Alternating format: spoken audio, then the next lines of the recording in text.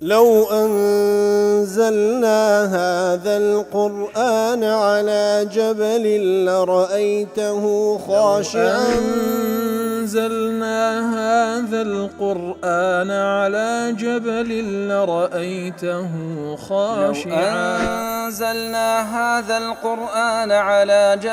لرأيته خاشعا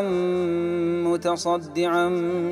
من خشية وتلك الأمثال نضربها للناس لعلهم يتفكرون.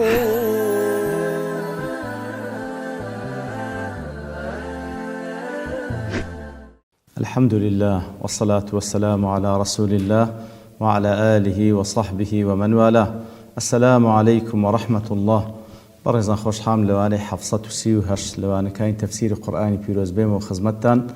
بس رزامدي رب العالمين وهي ودارم اوي ازي استوديو وربقرن. أعوذ بالله من الشيطان الرجيم. بسم الله الرحمن الرحيم. قال ادخلوا في قد خلت من قبلكم من الجن والإنس في النار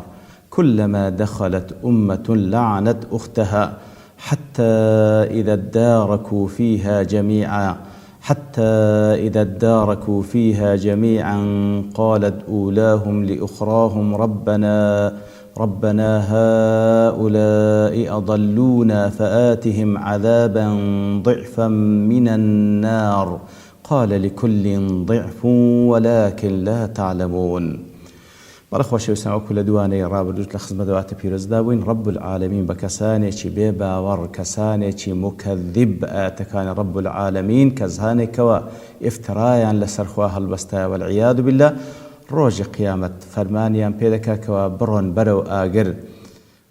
دەفەرمی بڕۆن بەرەو ئاگر، بڕۆن ڕیزی ئەو کەسانی کەوا لە پێشەنگۆ لە جن و لە ئینس لەسەر ئەو ڕێزکەی ڕۆیشتن و مەسیر و چارەنووسیان ئاگر بوو، بڕۆنە ڕیزی ئەوان. ئەو زە دەفەرمی هەر کاتێک تاقمێک فڕێدرێنە ناو ئاگر،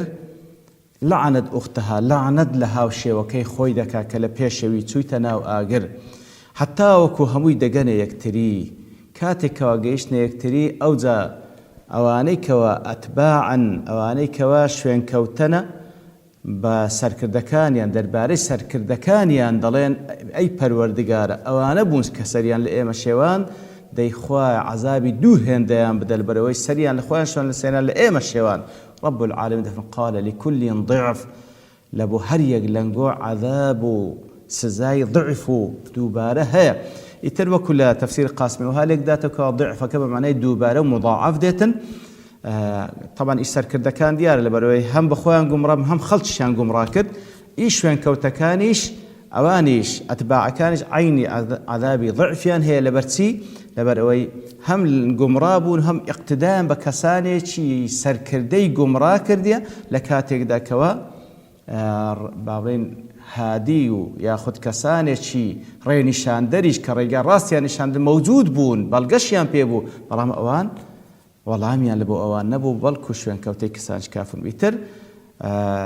لە قاسمی و لە زۆرێک تەفسیرەکان ئەو ضعفەشی هەر بە دوو هێندە لێک دات. بەڵام لە مەعارج تەفەکوڕ دەڵێ استعملت كلمة ضعف في هذا النص مرة بمعنى تضعيف الشيء إلى مثلين فأكثر، واستعملت أخرى بمعنى مثل الشيء. كواتە دەفەرمی لەو ئاەتەدا خوای گەورە کە دوو جار کەلمەی ضعفی بەکارهێنا، جاری یەکەم فعلا بە معنای دوو هێندە دێ. کاتێکەوە ئەتباعەکان داوا لە خوای گەورە دەکەن سزای سەرکردەکانیان ضعف بی، فاتم عذاب ضعف مننا دوو هێندە، لەبەرەوەی هەم گومڕا بوون هەم خەڵکیان گومڕا. بەڵام دەفەرمی جاری دووەم کەوا ضعفەکە هاتیە بە معنای دووبارە نایە، دوو هێندە نایە، بەڵکو بمعنى مثل الشيء، هەندی خۆی عذاب بدەی. ضعف بمعنى مثل الشيء. فالأتباع سألوا ربهم أن يؤتى قادتهم مثلين فأكثر من العذاب لأنهم كانوا سبب ضلالهم. ئیتر ئەتباعەکان داوا دەکەن دوو هێندە عەزاب سەرکردەکان بدەن، لەبەرەوەی هەم بەخۆیان گومڕا هەم ئێمەیان گومڕا کرد. بەڵام ئەجابهم ربهم، پەروەردگار وەڵامیان دات بأن لكل منكم وممن كانوا قادتكم وأئمتكم في الدنيا ضعف جرمه. كواتە لێرەدا دەفەرمی ئەو ضعفە بمعنای ضعف جرمه أي مثل جرمه. واتە خوای گەورە وەڵامیان داتەوە سزای هەر یەک لەنگۆ لە سەرکردەکانتان هەندی جەریمەکەی خۆی سزا دەدرێ وهذا لا يستدعى تماثل الجزاء بين الفريقين كواتا هەندیەک سزا نادرێن جیاوازە فالجزاء المماثل لمن كان في الدنيا ضالا مضلا أعظم وأشد من الجزاء المماثل لمن كان في الدنيا ضالا فقط ولم يكن له كسب في إضلال غيره كواتا بالتأكيد ئەوەی کەوا سەر کردێ هەم بەخۆی گومڕا بە هەمە خەڵکی گومڕا کردێ سزای دوو هێندێ مقارنەتەن بەوانەی کەوا تەنها گومڕا بووینە خەڵکیان گومڕا نەکردێ کەواتە لێرەدا ئەو ضعفەی کەوا لە جار دووەم بەکارهاتێ خی گوتم لكل ضعف واتە لەقەدەر جەریمەکەی خۆی سزا دەدرێ لەقەدەر جەریمەکەی خۆی ولكن لا تعلمون أي ما لكم وما لكل فرقة کەواتە خی گەورە فەرمیتن بەڵێ هەر یەک لەنگۆ لەقەدەر جەریمەی خۆی سزا دەری بەڵام ئەنگۆ نازانن کەوا بە خۆتان و هەروەها ئەوانەی کە غەیری خۆتانن لەسە حاڵەتێکدانە ولكن لا تعلمون أي إنكم قد تكونون في موقع واحد من عذاب النار کەواتە لەوانەیە لە یەک جێگانە لە ناو سزادا ويكون بعضكم أشد عذابا من بعض کەواتە لە یەک جێگای سزادان لە یەک جێگانە سزادان بەڵام هەندێکتان سزاتان لە هەندێکتان زیاترە ونظير هذا مشاهد في لذات الدنيا في عذابها دەڵێ هاوشێوەی ئەوەش لە خۆشی و ناخۆشەکانی دنیادا هەیە فقد يكون معذبان بنوع عذاب واحد وهما متجاوران کەواتە تەماشا دەکەی لە بۆ نمونە دوو کەس بە یەک سزا دەدرێن لە تەنیش یەکتری وإحساس أحدهما بالعذاب أشد كثير من إحساس بەڵام ئەو دوانێکەوە ظاهرەن بە یەک سزا دەدرێن لە تەنیش یەکشن بەڵام ئیحساس و هەستکردنی یەکەچیان بە سزا زۆر زیاترە لەوەی تریان والعدل الرباني يوم الدين هو الحاكم بتحديد مقدار عذاب كل معذب بحسب جرمه إتر عدالة پروردگار لتعاملي حتى لقى الكافر كانوا أهل جهنميش أو كوا هر كسو لقدر جرم و جريمي خوي سزا دريتن مرة زاد فرمي واستعمال كلمة ضعف في هذا النص كاتكوا خوي قولا كلمة ضعف بكاردينتن لو نصي بأحد معانيها مرة وبالمعنى الآخر مرة أخرى كاتكوا زاري شام بمعناه بكاردين زاري دوم بمعناش كبكارديني دفن من بديع فنون الاستعمالات القرآنية كواتا أو يكلو جيغاني كوا فعلا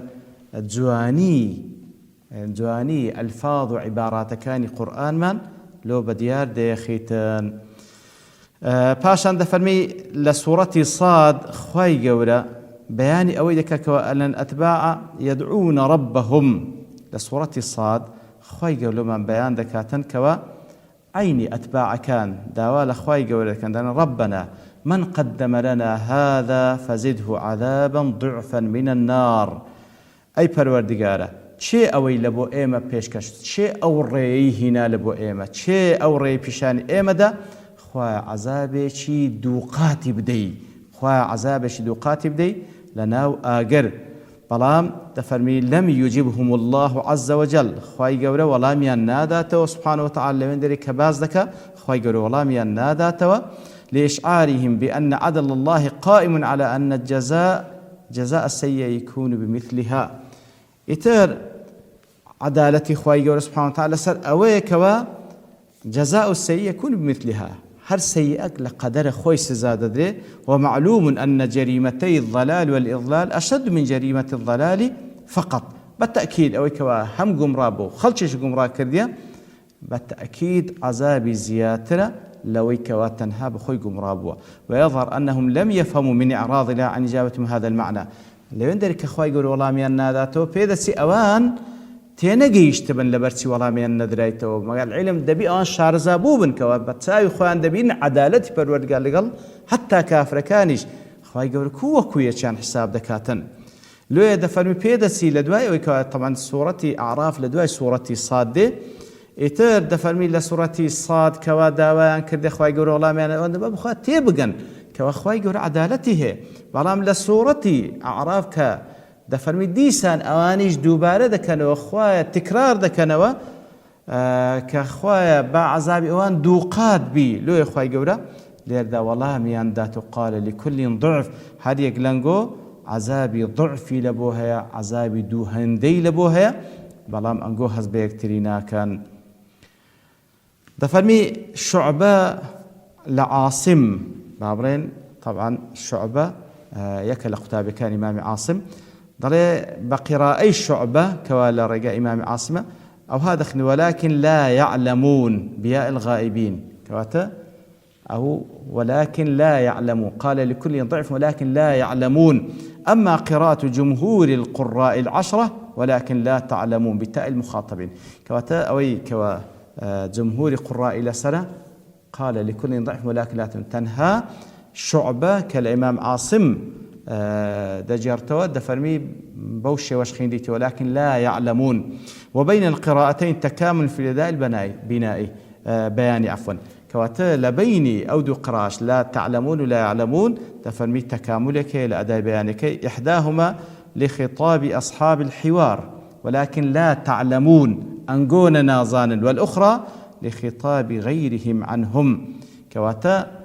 ولكن لا تعلم قال لكل ضعف ولكن أنقون هسبيناكا هل يكو عذابي بقدر خوي دخورم أنقون هسبيناكا بيكتري ولكن لا يعلمون ليرد خطاب لبو غير أوان قال لكل ضعف هل يكو لقدر سزاي تاواني خوي سزاد بلام أوان هسبيناكا.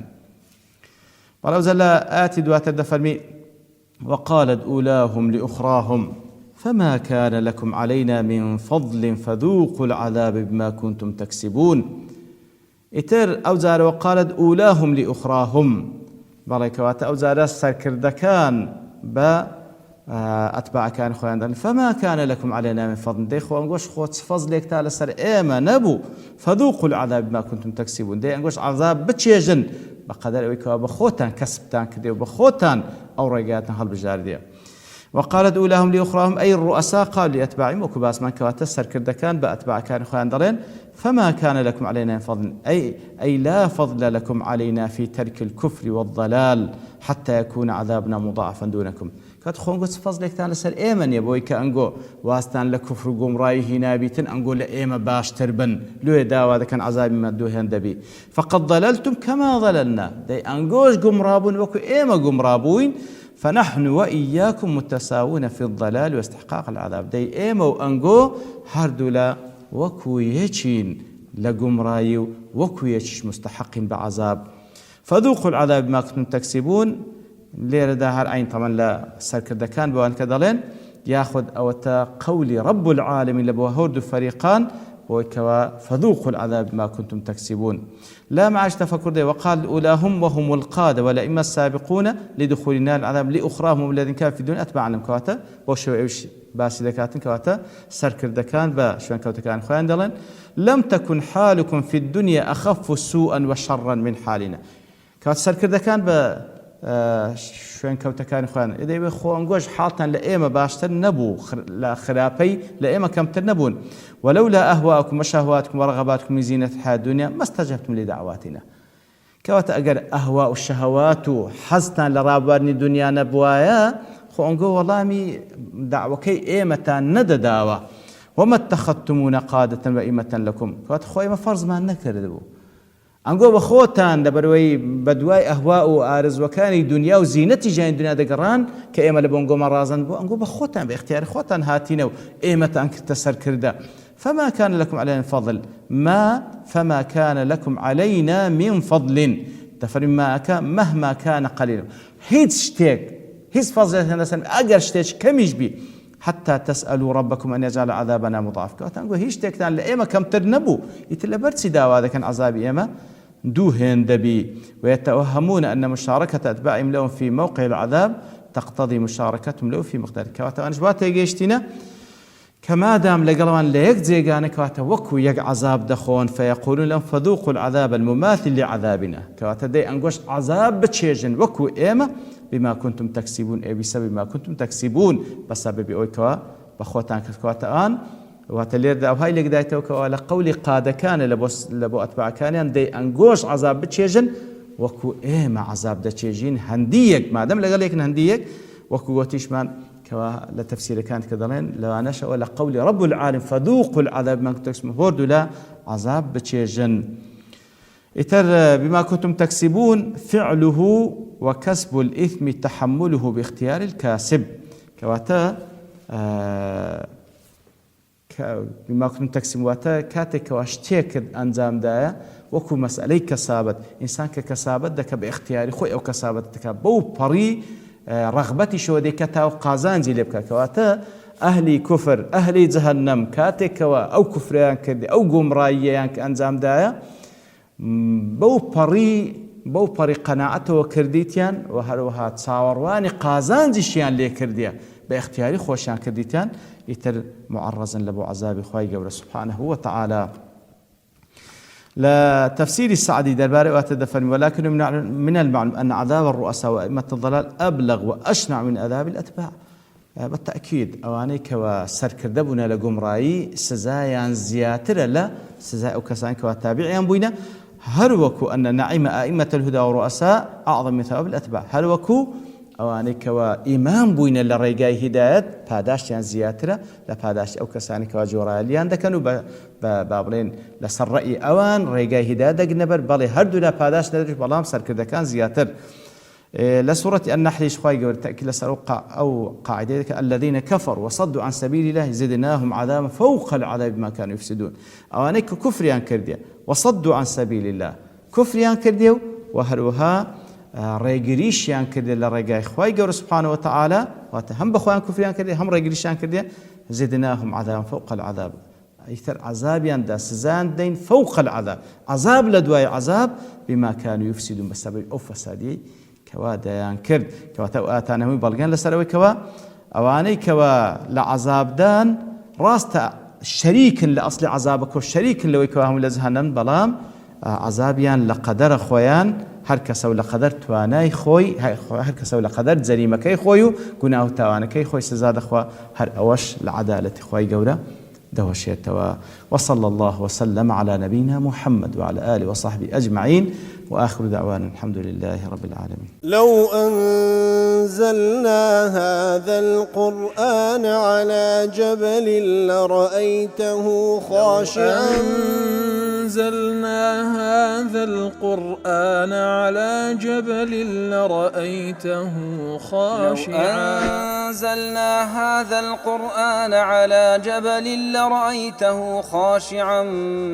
متصدعا من خشية الله. وتلك الأمثال نضربها للناس لعلهم يتفكرون.